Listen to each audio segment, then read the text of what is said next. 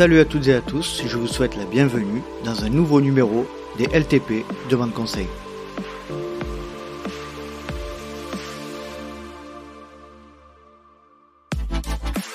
Je suis très heureux de vous retrouver pour cet épisode 127 et le retour des LTP Demande Conseil.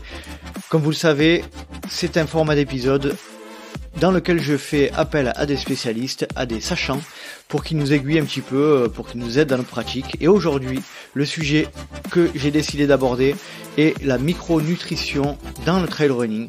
Vous savez, on en avait parlé quelque peu lors d'un ancien épisode avec Virginie Roux à l'époque. Et là, j'ai décidé de mettre un petit peu plus l'accent sur ce sujet qui me paraît hyper important.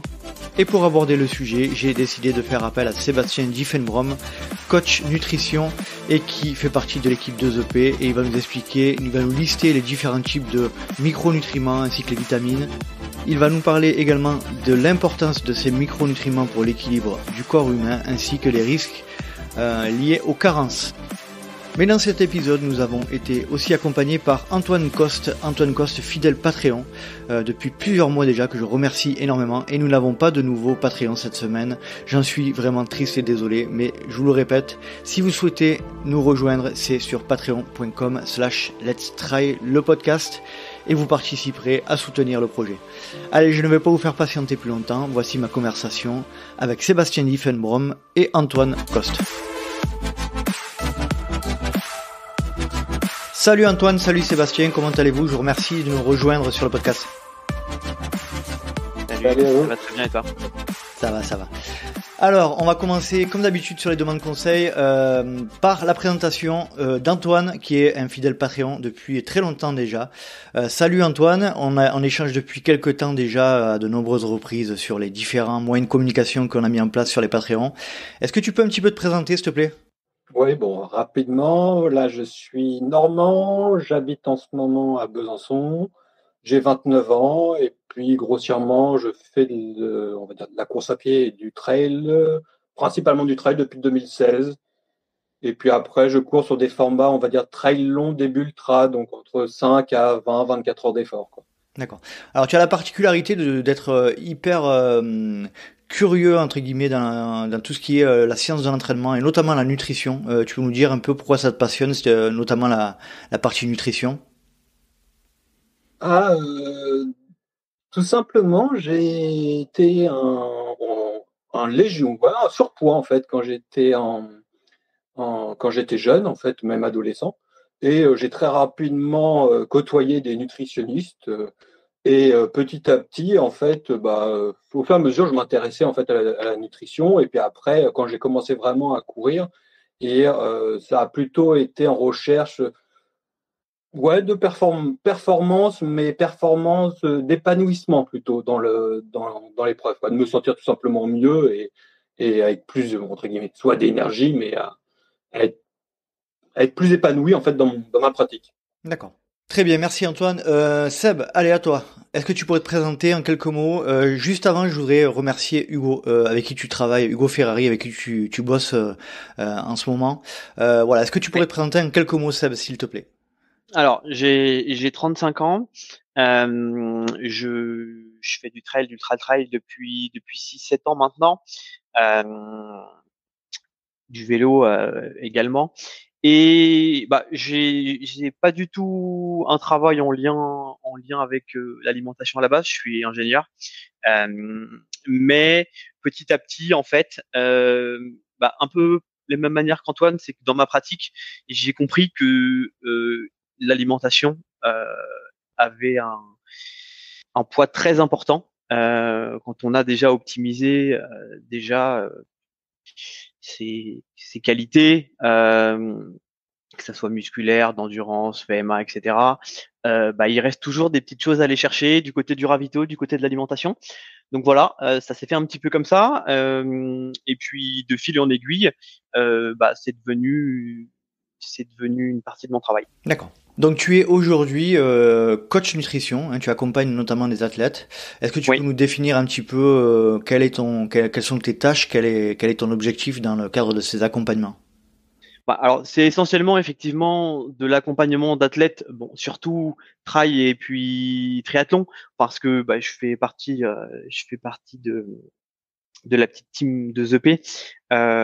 Et donc du coup, forcément, de fil en aiguille, voilà, le bouche à oreille fait que je travaille plus facilement avec ces athlètes-là, mais ça peut aussi être de la perte de poids, voilà, différentes choses, traitement d'hypothyroïdie et autres, par exemple.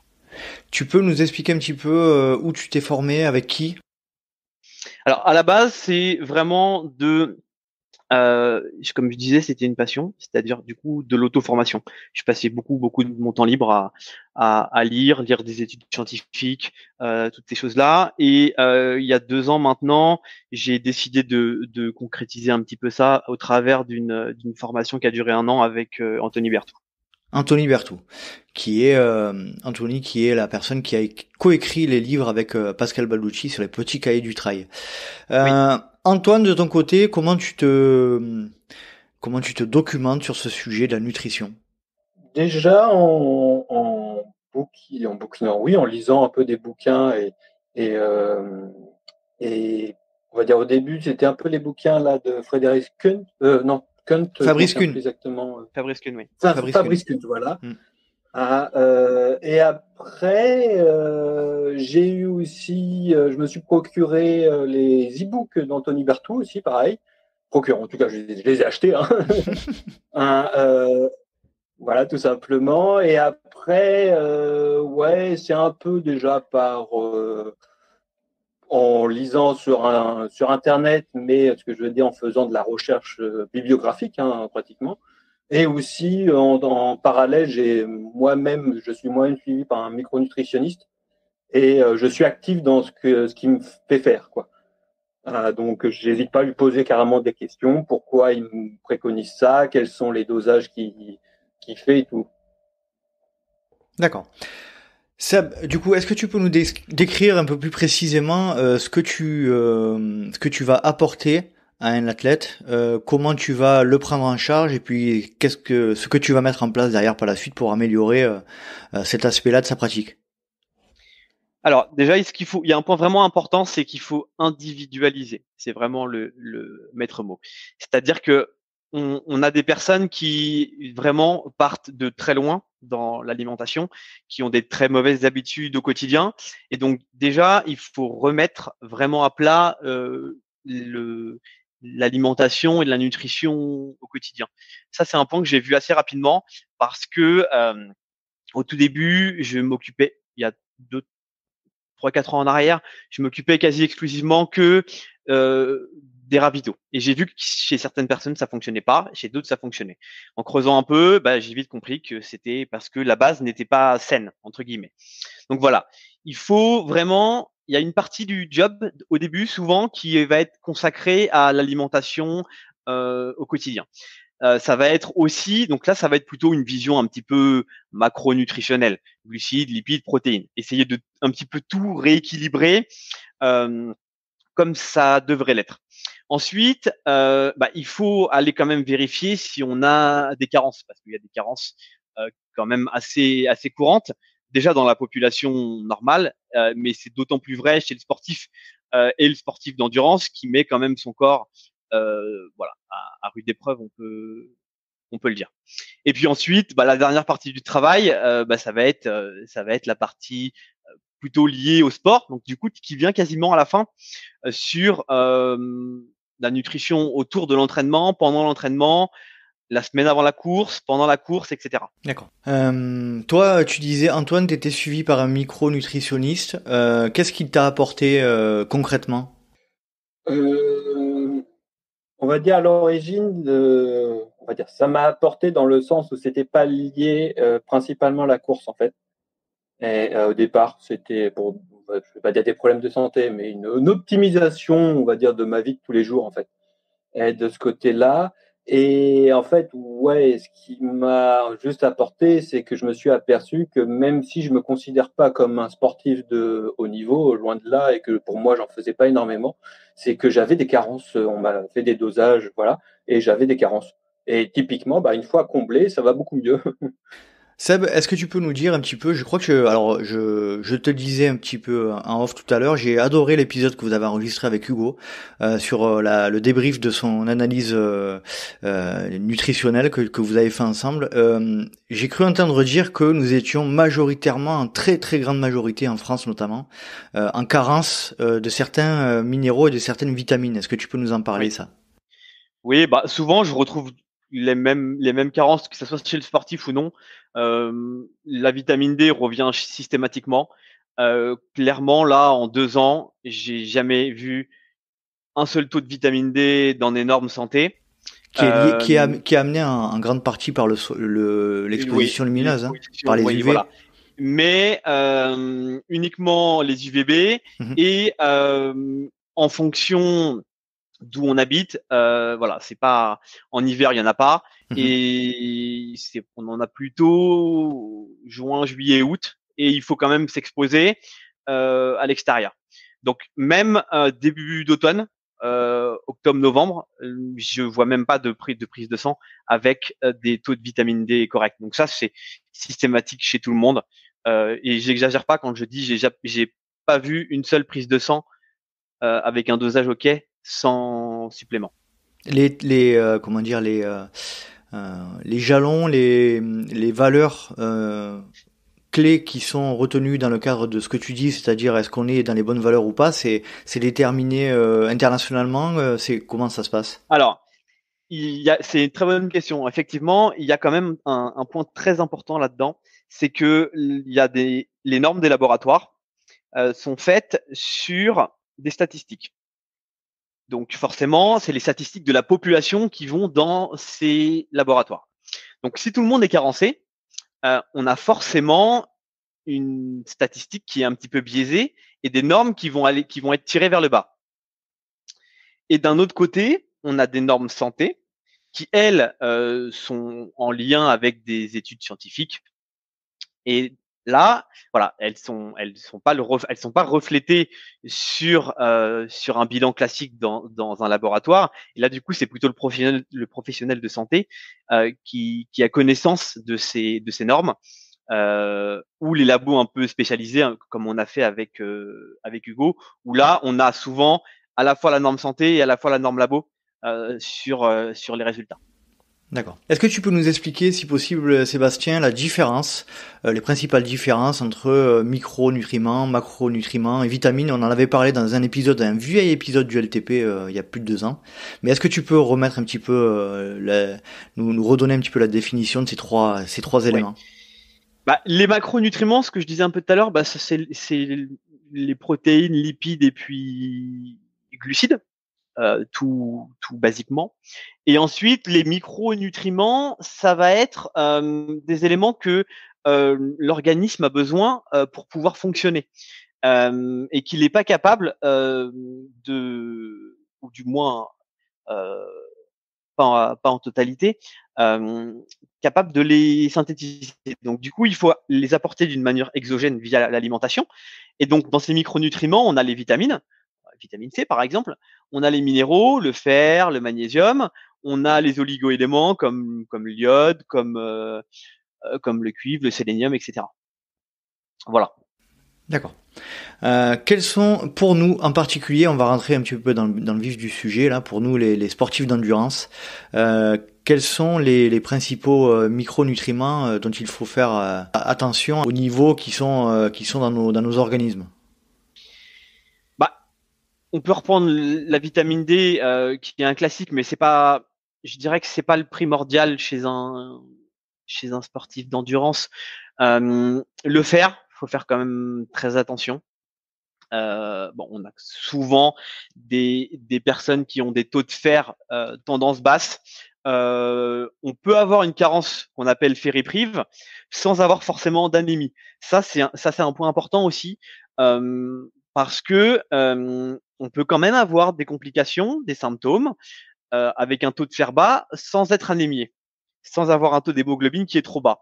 Et donc, du coup, le médecin, souvent, lui, il se réfère plutôt à votre taux d'hémoglobine et non pas à votre ferritine ou votre coefficient de saturation avec le fer circulant, etc. Et voilà, chez le sportif, c'est quand même un des points importants qu'il faut, je pense, faire attention. On a aussi, pour la gestion de l'inflammation, les apports en oméga 3. On a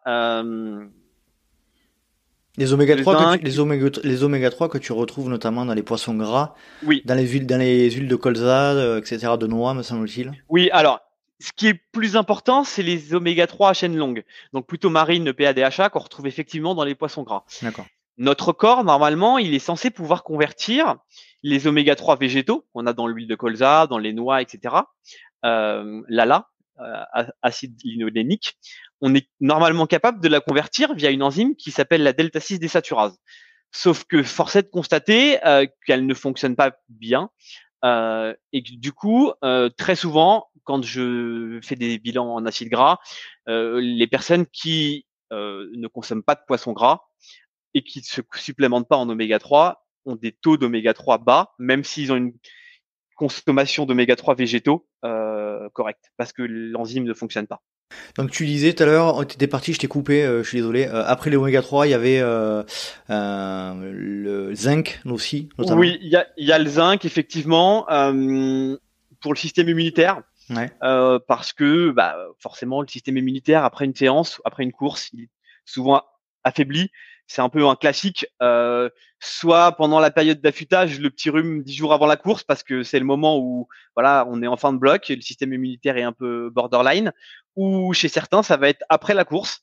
Pareil, le rhume, 2-3 jours après la course, parce que c'est pareil, le système immunitaire, il est un petit peu limite. Et ça, c'est un classique aussi. Là, c'est plutôt dans la population d'une manière générale, des taux de zinc trop bas. Il faut viser le haut de la norme des labos, donc pour avoir quelque chose dans les normes de santé. Ensuite, t'as quoi? T'as le magnésium, le calcium, etc. Oui. C'est les trucs qu'on retrouve aussi. Oui, mais alors le magnésium, c'est aussi un grand classique, mais par contre, celui-là, c'est uniquement de la clinique. On peut faire un dosage de magnésium érythrocytaire, mais c'est pas un très bon indicateur. Il faut plutôt se fier à la clinique, c'est-à-dire des problèmes de fatigue un peu chronique, la paupière qui tressaute un petit peu, des fourmillements dans les mains ou dans les pieds, des problèmes de sommeil, des crampes nocturnes par exemple, ou même des crampes un peu inexpliquées en journée. Voilà, ça c'est tout un tas de symptômes qui peuvent expliquer une carence en magnésium. Donc à magnésium. Ensuite, t'as le calcium aussi. Oui, pour la santé osseuse, qui va un petit peu avec la vitamine D. C'est quand même assez rare d'avoir des carences en calcium parce que on baigne quand même maintenant depuis quelques dizaines d'années où on nous bassine entre guillemets avec les 3 produits laitiers par jour. Donc c'est pas tant un problème de calcium, c'est plutôt un problème de métabolisme avec la vitamine D et la vitamine K2. D'accord. Et sodium, potassium aussi, j'imagine. Oui, ouais, alors très important. Sodium, c'est lié vraiment, on en perd beaucoup a priori par la transpiration. Oui, on en perd beaucoup et souvent j'ai quand même des personnes qui en manquent un petit peu, mais là c'est pareil, ça se reflète plutôt à la clinique en fonction des gens s'ils font de la rétention d'eau. Quand tu dis la clinique, c'est quoi? C'est des effets cliniques en fait, c'est des effets physiques quoi. Oui, exactement. En posant des questions aux gens, on est capable un petit peu de voir. Après, bien évidemment, à la prise de sang, on a aussi des valeurs. Si on fait un ionogramme, d'avoir quelques valeurs dans les urines et dans le sang pour pouvoir avoir une idée. Mais globalement, on perd entre 500 mg et 1 g de sodium à l'heure à l'entraînement. Donc il faut l'apporter via l'alimentation. D'autres éléments dont on n'aurait pas parlé en ce qui concerne les micronutriments? Moi, vas-y. Vas-y. Non, vas-y, je t'en prie. Ah bon. D'accord, non, bon, sur juste, on va dire mon cas personnel, je voulais savoir si c'était vraiment personnel ou si ça arrive un peu souvent chez les sportifs, mais j'étais carencé en iode. Oui. Et moi, ça m'avait vraiment très surpris, ça. Non, c'est quasiment toute la population. enfin, j'exagère peut-être un peu, mais beaucoup de monde, je l'ai très souvent. C'est d'ailleurs une des raisons qui a poussé qu'on mette de l'iode dans le sel à un moment donné. Voilà, ça a été réglementé. Il y a des sels iodés qui existent, mais c'est un grand classique et ça cause beaucoup de problèmes de thyroïde, d'hypothyroïdie chez les gens parce que il y a une carence en iode. Donc il faut faire une iodurie sur 24 heures pour avoir une idée. D'accord. Donc on n'a rien oublié, Seb, sur les micronutriments? Alors après, il y en a toujours des spécifiques à la mitochondrie. La mitochondrie, c'est la petite usine qui sert à faire de l'énergie dans les cellules. Et là, on a qui fabrique l'ATP notamment. Exactement. Et là, on a le coenzyme Q10 qui revient aussi régulièrement carencé chez les athlètes. Parce qu'on en consomme peu. On le trouve beaucoup dans les produits animaux, mais surtout dans les abats, dans le cœur par exemple. Et on ne consomme plus ces aliments-là. Donc du coup, on a très souvent, enfin j'ai quasiment systématiquement, sauf si ceux qui supplémentent, des carences en Q10. Ok. Et qu'en est-il du collagène? Alors là, c'est un peu pareil que pour la consommation d'abats, c'est qu'on ne consomme plus aujourd'hui les bas produits animaux. Quand on consomme de la viande, la moelle osseuse, etc. Oui, mais les cartilages, les cartilages, tendons, etc. Ouais, voilà. Même la peau du poulet, par exemple, la peau des poissons avec, les arêtes, etc. Du coup, on a des apports plutôt de protéines musculaires. C'était caché, par exemple, de 5% de matière grasse, c'est vraiment de la protéine, voilà, c'est du muscle. Et du coup, on n'a pas ces apports de collagène. Et le collagène, ça représente une grande partie de notre composition. Donc, idéalement, une supplémentation en collagène, c'est une bonne idée, et ou en glycine. Après, c'est une question de budget. La glycine, 5 fois plus cher, je crois, ou 8 fois plus cher, tout comme ça. Ouais, oui, c'est voilà, il y a à peu près, il y a une bonne partie du collagène, c'est de la glycine, mais pas que. Donc voilà, il y a une synergie entre les deux si on prend les deux en même temps. Mais pour ceux qui n'ont pas le budget, la glycine seule, voilà, c'est ce que je peux conseiller parfois. Bon, Seb, là tu nous dresses un tableau un peu, on va dire catastrophique entre guillemets de nos valeurs de micronutriments quand on fait des analyses. Donc c'est généralisé d'après ce que j'ai compris, hein, que ce soit sportif ou non sportif d'ailleurs. Je pense que c'est lié quand même globalement à l'alimentation actuelle. Question qui tue. Est-ce que le fait d'être carencé, alors on va dire dans des mesures raisonnables en carence, est-ce que c'est dangereux pour l'organisme? C'est tout. La réponse n'est pas simple parce que si on reste dans les normes de labo, normalement, on a, sauf quelques petites choses où les normes sont vraiment très problématiques, mais sinon, on n'est pas malade entre guillemets. Par contre, ne pas être malade, ça ne veut pas dire qu'on est en bonne santé. Voilà. J'ai régulièrement des femmes avec des ferritines en dessous de 20 ou à 25-30 avec beaucoup de symptômes, mais la norme du labo, elle est à 15 ou à 10. Du coup, elles sont laissées comme ça pendant des années. Et on a c'est des femmes qui perdent leurs cheveux, qui sont fatiguées systématiquement, enfin chroniquement, des choses comme ça. Alors, est-ce que ça veut dire qu'on est en mauvaise santé? Je pense que oui. Est-ce qu'on est malade? Pas forcément. Voilà, il y a un moment donné où c'est pas si noir ou blanc. Toi, de ton côté, Antoine, quand tu as eu tes premières analyses par un micronutritionniste, qu'en est-il ressorti? Si tu peux un petit peu nous en parler. Est-ce qu'il y avait des carences vraiment importantes et qu'est-ce que tu as dû mettre en place? Déjà, carence importante, moi j'avais le zinc et l'iode, qui était vraiment rien, quoi, vraiment hors des normes. Là, j'étais hors des normes. Et typiquement, moi, le fer, pareil, j'avais une ferritine à 30 nanogrammes par litre, quoi. Et typiquement, on va dire même un footing d'une demi-heure, mais à bas régime, hein, j'étais vraiment essoufflé, quoi. Mais essoufflé, j'avais du mal à peux pas dire parler, mais oui, je me sentais vraiment pas bien, quoi. Et bon, ce que disait même Sébastien, c'est que le médecin, on va dire généraliste, me disait 30 c'est encore correct. Et la micronutritionniste m'a quand même donné un complément de fer. Et très rapidement, au bout de, on va dire 3 mois, parce qu'au bout de 3 mois, on a refait un dosage, mais assez rapidement, je me suis ressenti mieux, quoi, mieux. En tout cas, plus essoufflé en faisant un footing à 9 km/h, quoi. D'accord. Du coup, Sébastien, est-ce que tu peux nous donner un petit peu les solutions que nous avons, nous, en tant que sportifs ou non sportifs d'ailleurs, pour vérifier nos niveaux de micronutriments? Est-ce qu'on a la possibilité de faire des analyses assez simplement dans notre pays ou pas? Oui. On a la chance, c'est que tout le monde peut aller au labo et demander les analyses. Mais par contre, ça sera pas remboursé par la sécurité sociale si vous n'avez pas d'ordonnance. Mais voilà, moyennant en finance, vous pouvez faire tout ce que vous voulez. Mais il faut pouvoir les analyser ensuite. Parce que là, si on revient sur l'exemple du fer, par exemple, si on prend les normes du labo, on voit bien qu'avec Antoine, à 30, les normes du labo sont OK. Pourtant, il avait quand même des problèmes. Et par expérience, il faut plutôt être au moins au-dessus de 50-60 pour que ça se passe, voilà, qu'on ait des métabolismes qui fonctionnent bien. Donc voilà, il faut un petit peu d'expérience de la part d'un professionnel de santé pour pouvoir analyser ces résultats. Donc soit en passant par son médecin, parce que le médecin a des compétences en micronutrition, soit en passant par quelqu'un qui maîtrise cette partie-là et qui est pas forcément médecin.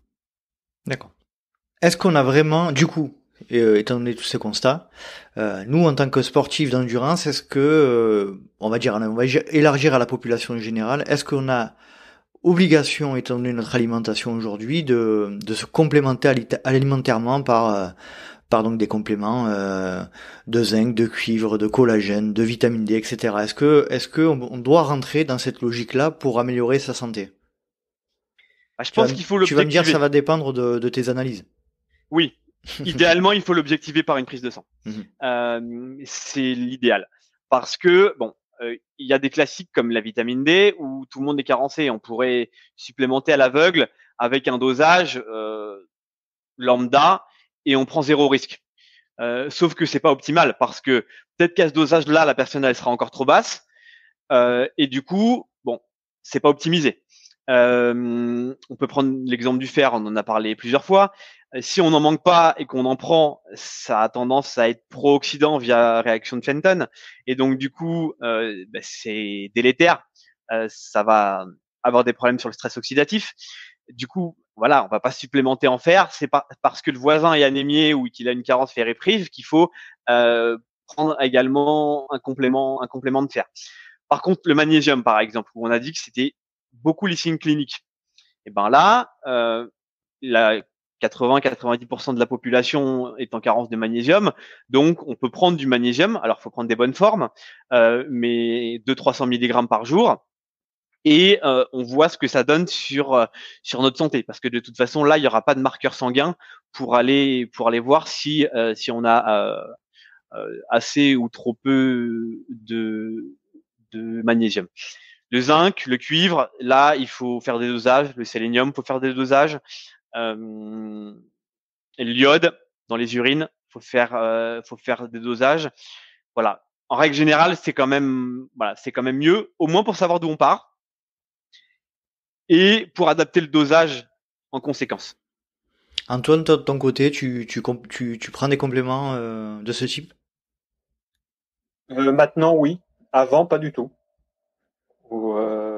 C'est suite aux analyses. Et puis, comme disait Sébastien, en fait, tous les 4 mois, je me refais des analyses en espérant, mais voilà, pour le temps que les taux se régulent.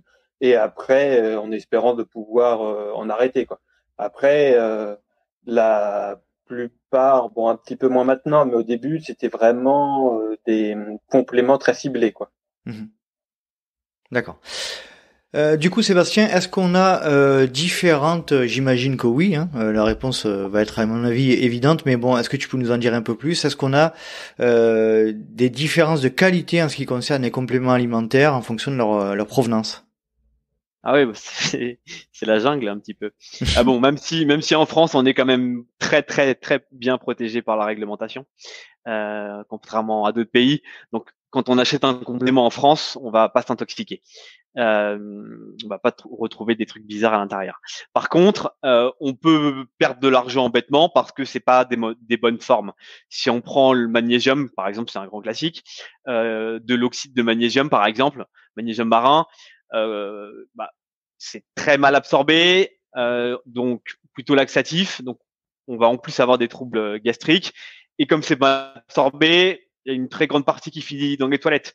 Donc au final, on va avoir dépensé quelques dizaines d'euros en pensant bien faire, et bah voilà, on s'est pas fait de mal. Hein. Bon, peut-être quelques troubles gastriques, mais ça finira dans les toilettes et on pensera que ça, voilà, que le magnésium a servi à rien.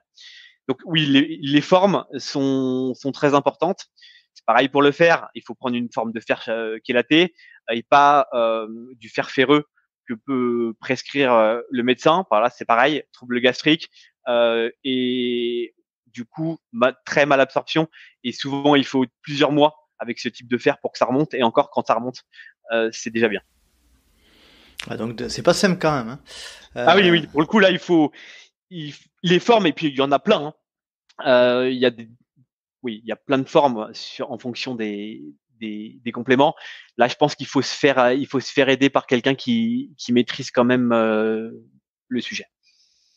Si des auditeurs, un peu à l'image d'Antoine, veulent en savoir plus, sont vraiment curieux sur ce sujet-là et souhaitent vraiment développer leurs compétences et leurs connaissances, est-ce que tu peux donner des ouvrages de référence ou des lieux sur lesquels ils peuvent aller?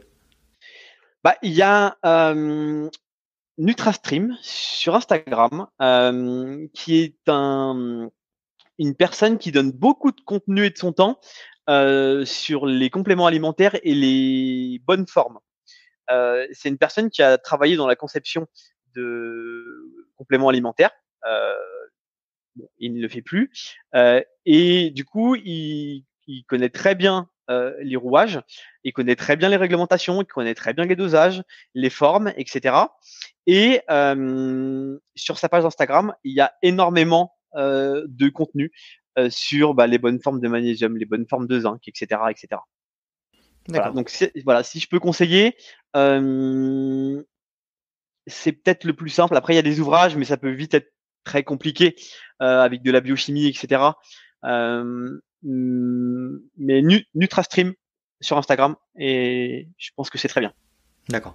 Antoine, toi de ton côté, tu as un ouvrage à citer en ce qui concerne, mis à part Fabrice Kuhn, là, dont tu parlais tout à l'heure, mais si tu avais un autre ouvrage ou un autre lieu à recommander? Quand je réfléchis comme ça,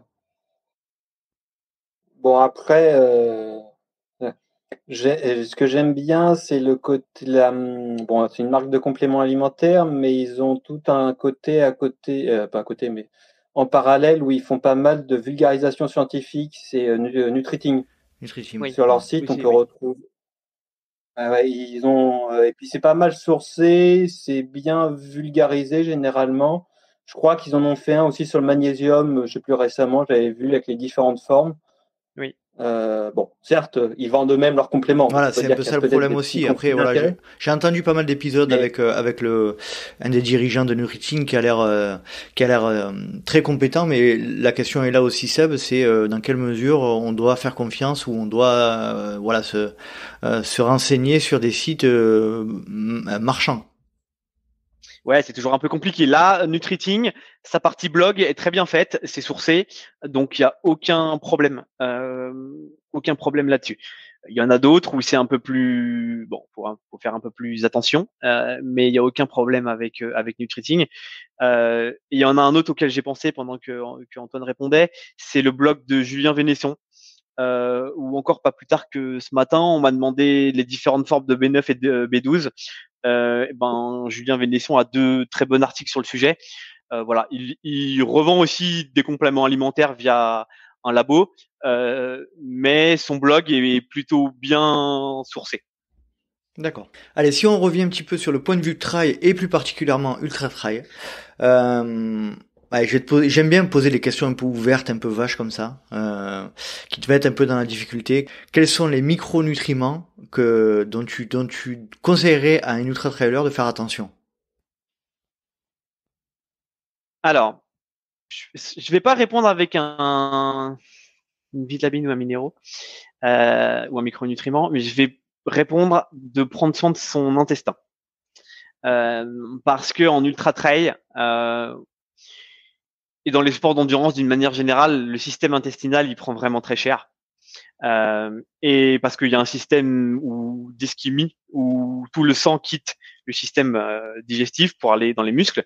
Alors quand c'est des sports qui durent quelques dizaines de minutes ou heures, et ça pose pas de problème, mais sur de l'ultra, ça dure plusieurs heures voire jours, et ça cause beaucoup de problèmes. Ça cause des problèmes de perturbation du microbiote, ça cause des problèmes d'inflammation de l'intestin, d'hyperperméabilité, c'est-à-dire qu'il y a des choses qui vont passer la barrière intestinale qui ne devraient pas passer, et donc du coup avoir de l'inflammation chronique, réaction du système immunitaire, maladie auto-immune, etc. Donc je pense que c'est un des piliers importants chez le sportif d'endurance. Et comment s'en préserver donc de ces problèmes-là? Quels sont les conseils que tu peux donner là? Là, il faut en prendre soin de son microbiote, c'est-à-dire avec ce qu'on mange, des sources de prébiotiques, des fibres, toutes ces choses-là. La glutamine, ça peut être intéressant, avec un bon dosage et une bonne posologie, c'est-à-dire à jeun avant les repas. Et le dosage, bon là, c'est difficile de répondre, ça va être personnel, mais et puis ça va dépendre d'où vient de l'historique de la personne, mais entre 3 et 5 grammes jusqu'à 10 grammes pour certains. Oméga 3, vitamine C, collagène dans une moindre mesure, zinc, vitamine D. Voilà, toutes ces petites choses-là vont permettre de prendre soin de son intestin. Antoine, de ton côté, comment ça se passe en ultra? Comment tu réagis? Et comment tu t'alimentes? Ouais, j'ai souvent pas forcément pendant l'effort, mais oui, des problèmes de digestion, de transit, on va dire plutôt après. Après, là, ce que Sébastien a cité, c'est pas vraiment pendant l'effort. C'est plutôt en prendre soin, ce que j'ai cru comprendre au jour le jour, quoi. Après, Oui. pendant l'effort, ça limitera les impacts oui, pendant l'effort, mais de toute façon, pendant l'effort, on a quand même effectivement tous plus ou moins des problématiques gastriques. Mais effectivement, c'était plus une attention quotidienne. Et si D'accord. on y prend soin au quotidien, on aura aussi moins de problèmes à l'effort. Ouais, je te laisse continuer du coup, Antoine. Non, après, je sais pas trop, en fait, si j'avais bien compris ta question, quoi, parce qu'après, comment je m'alimente pendant l'effort, c'est des bars et des purées, quoi. Mhm. Et un peu de boisson, un peu de maltodextrin dans la boisson, quoi. Et si moi j'avais une question, est-ce que consommer des glucides à l'effort préserve l'intestin? Oui, il y a des études qui le montrent effectivement. Les études scientifiques qui montrent que consommer des glucides à l'effort préserve l'intestin. Ouais, et le système immunitaire. On a une immunodépression post-effort qui est moins importante. D'accord. Donc ça remettrait un peu en cause les bienfaits du régime céto ou du low carb, du coup? Oui et non. C'est toujours pareil. C'est que le régime low carb ou cétogène va permettre des adaptations de la mitochondrie pour les efforts d'endurance qui sont intéressantes. Mais il faut aussi savoir de temps en temps à l'effort mettre des glucides. Donc c'est là où la balance en fonction de ce qu'on veut travailler, sa lipolyse ou non, savoir où est-ce qu'on veut mettre le curseur et puis savoir varier dans son entraînement. C'est-à-dire que si on va faire un footing d'une heure, je suis pas persuadé qu'il faille prendre une boisson d'effort. D'accord. Pour en revenir sur ce que tu disais, la lipolyse, c'est la capacité de l'organisme à utiliser les graisses pour créer de l'énergie, si je dis pas de bêtises. Oui, c'est ça. Du coup, toi, de ton point de vue sur cet aspect-là, alors c'est quelque chose qui m'intéresse énormément en ce moment, les Patreons le savent. C'est quelque chose sur lequel je me posais énormément de questions. Il y a beaucoup autour de moi de personnes qui sont dans un régime cétogène ou low carb. Et du coup, j'ai des contre-exemples un peu qui montrent qu'on peut performer dans ce type de régime-là. A priori, d'après ce que disait Fabrice Kuhn, dont parlait Antoine tout à l'heure, ça peut varier d'un individu à un autre, ce type de régime-là. Mais est-ce que toi, tu peux me Oui. donner ton point de vue? Alors, je vais avoir un petit biais parce que il y a peu de monde qui le sait, mais je vais vous faire une confidence du coup, mais je suis cétogène depuis 2 ans et demi maintenant. D'accord. Et effectivement, ça m'empêche pas d'avoir des perfs correctes. Ça m'empêche pas de faire des séances de PMA ou de VMA, enfin des séances de qualité, voilà. C'est pas une problématique, mais comme tu l'as dit, Mais c'est très individuel. Il faut savoir l'adapter. C'est-à-dire que il faut pas tomber dans un dogme où on peut lire parfois que c'est 20-25 grammes de glucides par jour et point barre, que on ne peut pas manger de riz ou de pommes de terre ou de fruits, voilà, parce que on sortirait de cétose. Il faut que ça soit individualisé. C'est un peu ce que je disais en introduction. C'est vraiment le maître mot, individualisé. C'est-à-dire que je peux donner un exemple très bête. Ce midi, j'ai mangé 150 grammes de pommes de terre, donc 3-4 pommes de terre, et pour autant, ça me sort pas de cétose. d'accord. La Voilà. cétose, C'est l'état. c'est ce qui est sécrété. Enfin, Alors c'est les corps cétoniques, ce qui est sécrété, mais l'acétose c'est l'état. Voilà, c'est l'état dans le... Exactement. Mais du coup, il faut savoir, à un moment donné, voilà, il faut aussi savoir s'écouter. Et puis, on n'est pas tous faits pour être en cétose. D'une, il y a beaucoup de contraintes euh, dans la vie de tous les jours, lorsqu'on va manger chez des gens, lorsqu'on va au restaurant, etc. Euh, Et il faut aussi savoir remanger des glucides, ce que je disais tout à l'heure, à, à l'entraînement par exemple, Mhm. en fonction du type d'entraînement. Quand je fais une course ou quand je suis des athlètes qui font du cétogène, 10-20 grammes de glucides à l'heure sur une course, en course, c'est plus que conseillé même pour un athlète cétogène. D'accord. D'accord. Bon, on s'éloigne un petit peu Mais du on peut sujet. performer Ouais. sans aucun problème, ouais. D'accord. D'accord. Bon, là, ouais, pareil, je suis dans le flou complet. Je me pose énormément de questions sur ces sujets-là, mais je pense que j'ai pas assez de, je pense pas, j'en suis sûr, j'ai pas assez de compétences. Et puis on en discute pas mal dans le cadre des Patreons et c'est hyper intéressant. Je pense qu'effectivement, t'as raison. Se lancer dans ce genre de régime-là, c'est hyper contraignant. Donc après, il faut avoir envie de suivre. Et je pense là aussi, il faut se faire suivre par quelqu'un qui maîtrise le sujet, Mhm. parce que le temps d'adaptation est long au début. C'est plusieurs mois de boulot pour arriver à retrouver ces sensations d'avant. Parce que clairement, après 2-3 semaines, on n'a pas les capacités qu'on avait, même si on faisait du low carb.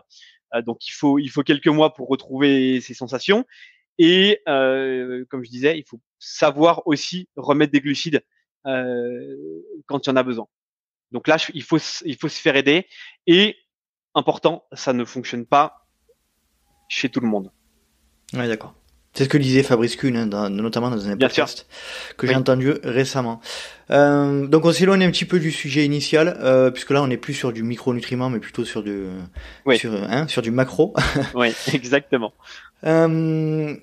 Alors voilà, je te donne mon sentiment après écoute de tout ce que tu nous as dit là. Ça me semble quand même assez compliqué, voire très compliqué. Analyse de sang, la donner à quelqu'un qui puisse le maîtriser, qui maîtrise et qui le replace dans un cadre sportif d'endurance. Donc on est quand même sur une logique qui est quand même assez longue et il y a vraiment une nécessité d'aller assez loin dans le processus de compréhension. Allez, on va dire si moi j'ai envie de faire le mieux que je puisse en ce qui concerne ces micronutriments, sans complément et sans faire d'analyse, qu'est-ce que tu peux me donner comme conseil, les deux trois plus meilleurs conseils que tu pourrais me donner? Je pense qu'il faut retravailler vraiment la diète au quotidien. C'est-à-dire, pour faire simple, un petit déjeuner qui doit être protéiné et lipide. Avec des œufs par exemple, un yaourt, des oléagineux et un fruit. Le midi, des protéines, des légumes, des huiles de qualité. Si on a fait une séance avant, pendant sa pause déj, on peut rajouter des féculents. Une collation à 16h, 16h30, avec un fruit, des oléagineux, du chocolat. Noir, et un de dîner. préférence. Ah bah oui, Bah, forcément évidemment, noir. c'était induit en fait. Ouais, oui, en dessous de 80, c'est même pas du Ça chocolat. existe même pas pour toi. Exactement. Et le dîner, on va reprendre un petit peu la même base que le midi, des protéines, légumes et là des féculents, même dans tous les cas, même si on s'est pas entraîné, et puis une huile de qualité. Je pense qu'il faut des produits animaux. Ah, j'allais te poser la question après. Voilà. Bon, par expérience, les régimes végétariens chez le sportif, il y en a qui s'en sortent très bien. Mais sans complément, c'est compliqué. J'ai pas encore vu une personne végétarienne qui ne supplémente pas en B12 par exemple, même B9, qui a des taux corrects. Et puis chez le sportif, on a quand même des besoins qui sont accrus. Le métabolisme, forcément, il tourne. Voilà, on a plus besoin de minéraux, plus besoin de micronutriments d'une manière générale. Donc c'est quand même compliqué chez les végétariens. On a parlé de Q10 tout à l'heure. C'est uniquement dans les produits animaux. Le zinc, c'est quasi exclusivement dans les produits animaux. Et puis on retrouve des choses, par exemple dans l'œuf de la choline, qu'on retrouvera pas dans le règne végétal, du cholestérol, qu'on retrouve pas dans le règne végétal, etc. Tout un tas de petites choses comme ça. Où voilà, je pense qu'il faut des produits animaux au petit déjeuner, le midi. Il faut aussi savoir manger un petit peu de végétal, des oléagineux, des légumineuses, des huiles, des petits poissons gras pour les oméga 3. Voilà. Normalement, avec ça, on est censé, j'ai dit bien censé, couvrir les besoins d'un petit peu tout ce qu'on a parlé. Le zinc, le fer, les vitamines du groupe B, le magnésium. Et voilà. Après, il reste les problématiques individuelles d'absorption ou de surutilisation. D'accord. J'ai une question qui me vient là, en t'entendant parler. Du coup, on a parlé récemment avec Élise Delannoy de la triade de la sportive féminine, qui est d'ailleurs appelée à tort comme ça, puisque ça peut aussi s'appliquer aux hommes. Bien sûr. C'est dans le cadre de carence en micronutriments, on est clairement là-dedans, c'est-à-dire qu'on peut, ça peut. C'est plutôt une carence macro. Ah, c'est plutôt c'est pas du fer, c'est pas un déficit en fer. Non, c'est plutôt une carence macro, vraiment un déficit calorique. D'accord. Donc c'est le déficit calorique, c'est le fait qu'on n'apporte pas assez de calories à l'organisme qui fait que ça dérègle hormonalement le corps aussi, quoi. Oui, souvent c'est aussi des femmes et des hommes qui sont anémiés ou en carence ferriprive. Mais la base, c'est essentiellement un problème de déficit macro. D'accord. Sébastien, du coup, on arrive tranquillement à la fin de notre entretien. Est-ce que tu as des éléments à rajouter, des warnings à mettre ou à remettre?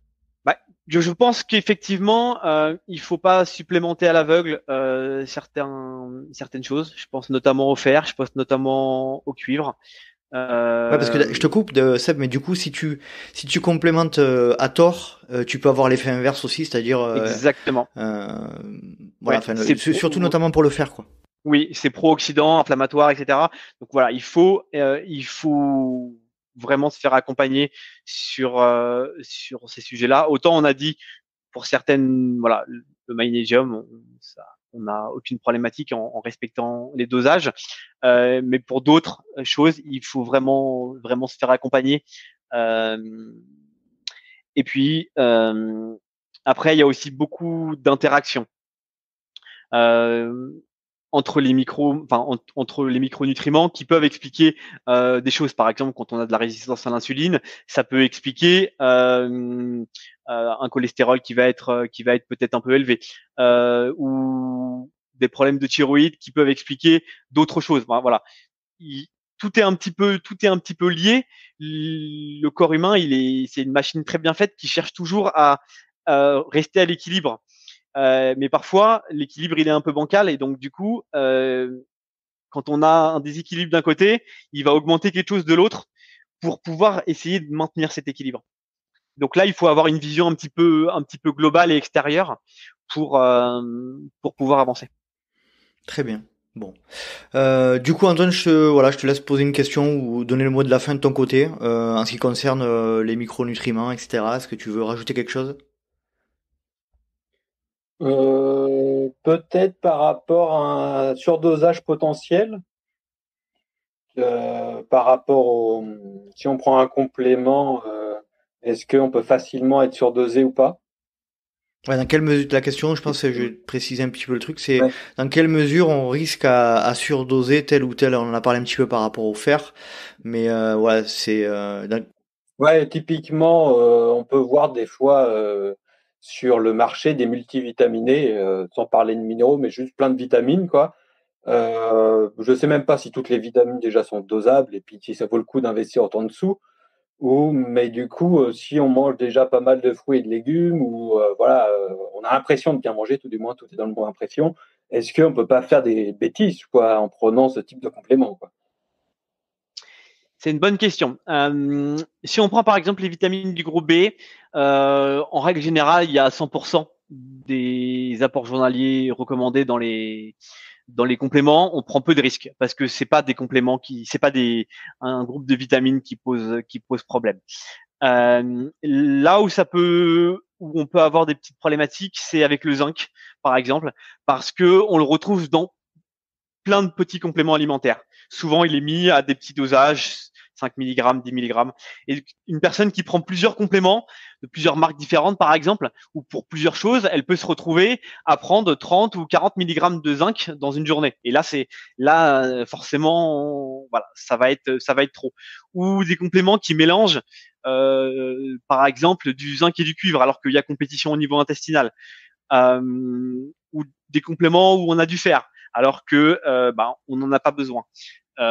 Voilà, là il faut effectivement faire un peu attention et ne pas multiplier les compléments. Si on prend par exemple un multivitamine et qu'on prend à côté deux, trois autres compléments, il faut faire attention que les compléments qu'on a rajoutés ne contiennent pas déjà des choses qu'on a dans le multivitamine par exemple. on n'a pas parlé des BCA. Est-ce que tu peux nous en Ah, dire ça deux mots? c'est une bonne question ça. C'est une très bonne question même. Alors, ma réponse va sûrement surprendre beaucoup, mais c'est très marketing, les BCA. C'est-à-dire que pour le sportif d'endurance, pour faire simple, le seul intérêt, quasiment, et encore les études sont pas unanimes sur le sujet, pour la consommation de BCA, c'est à l'effort, pour les efforts au-dessus de 6 heures, pour limiter la fatigue centrale.